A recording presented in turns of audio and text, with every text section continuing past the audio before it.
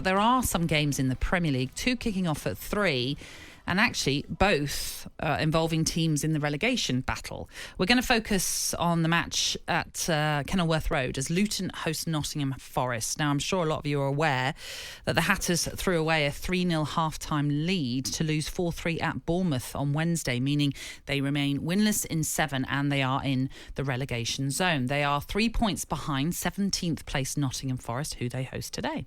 So let's get more on this game with a man who played over 500 games for Forest. It's a very good morning to Stuart Pearce. How are you, Stuart? Hi, Stuart. Very good, thank you. Good morning. Great to have you with us. And obviously, we talk about your legendary status at Forest, but got to get your thoughts on what happened in midweek for Luton. 3-0 up at half-time, looking good to move out of the relegation zone. And then Bournemouth just came back and scored 4 incredibly to win that game. How hard do you think it will be for Rob Edwards to pick his players up? I think it would have been a real blow for the team in the week, you know. I mean, when you consider you come in at half-time 3-0 up, you're out the bottom 3 at that stage, you know, and the psychological effect on Forest as well as Luton in respect to that, and then ship 4 goals in the second half. I think Luton have been playing, you know, with good spirit and playing well enough at the moment, but I mean, this game today is an absolute monster. It really is. You're talking about classic 6-pointers. This is the one.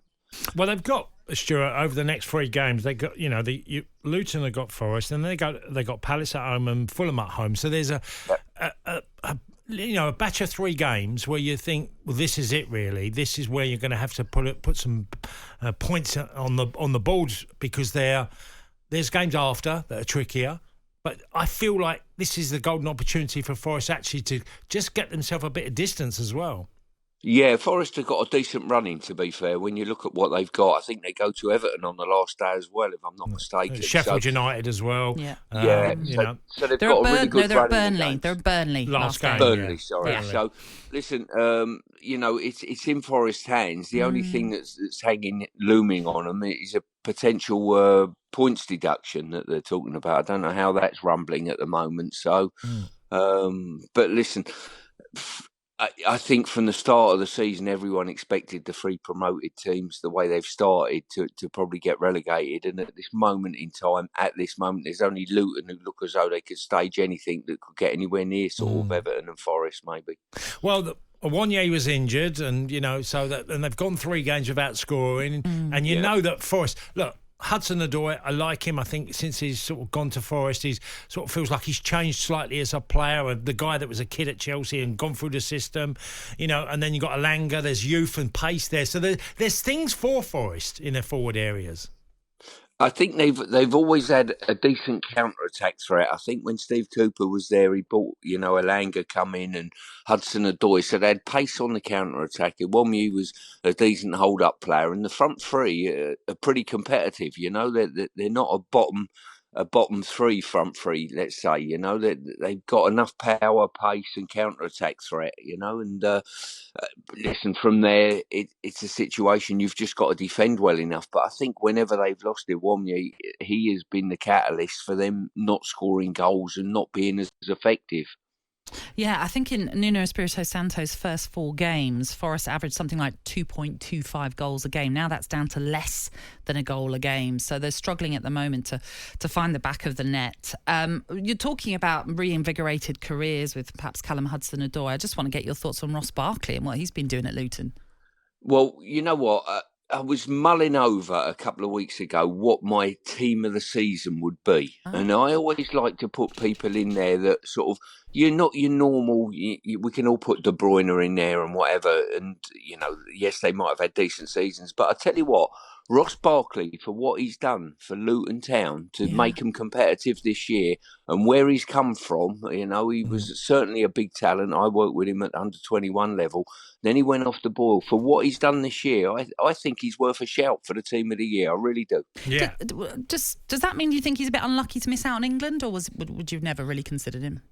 I think there's too many in front of him for England. When you consider you got Rice, you got Bellingham, you got Foden, all playing in that similar position, you know. So I think that's a bit of a tall ask for him. But I certainly think what he's done, he's probably been as critical for Luton as most players are for their very variable clubs around the league. And fair play to Luton. They've done that deal that, Harry Redknapp made a name out of, dragging someone that's been a talent and putting them into a team, and it works. And, fair play to Luton, Rob Edwards, because it's working for him. They did it with Andros Townsend as well. Yeah, Andros is playing there. I mean, Lokonga, at Arsenal, who's unfortunately got injured, he's another player that's having to prove it. So they've done that very well, haven't they? They've done brilliant. And that's what you've got to do, probably. If you get into the Premier League, you can waste a lot of money on players that are average. But to rekindle somebody that know's got the quality, both of these boys have played for England at senior level, so they've got the quality. You've just got to get them inspired again and get them at it again. We should talk about another of your former sides who are in action today, live on talkSPORT. Manchester City and Newcastle meeting in the FA Cup quarterfinals. You're at this game, aren't you? I am. This is the one we're covering, Yeah, so absolutely. Looking forward to that. We were talking about it earlier on. Newcastle having a little bit of dip in form, of course. We know injuries are playing a massive part in that loss of form. Do you see anything other than a Manchester City win?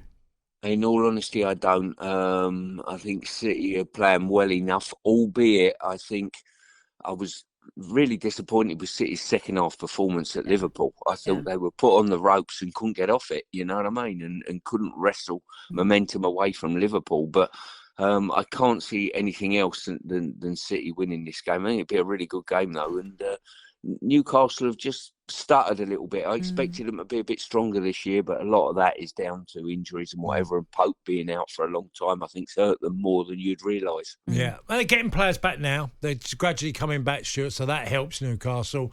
But like you, I think it's always a massive ask, especially at the Etihad, to try. You know what's coming, where you're going to see very little of the ball, and that's the biggest problem we have with City. And you mentioned at Liverpool why they got unsettled. Liverpool took over the ball, didn't they? Which doesn't happen to them very often. It certainly doesn't. I mean, the front four, I thought, for City were really ineffective last week, honestly. I think he took De Bruyne off, who weren't happy about it, but I think he could have took any of the four off up front, which is very, very... Well, I can't ever remember that being the case, So that would have been a blow last weekend. They'd have been pleased to get the point at Liverpool, I think, on the run of play eventually. But I think this one, they'll need to get back and deliver a performance once again to get through in the Cup. Brilliant. Stuart, thank you. Cheers, Stuart.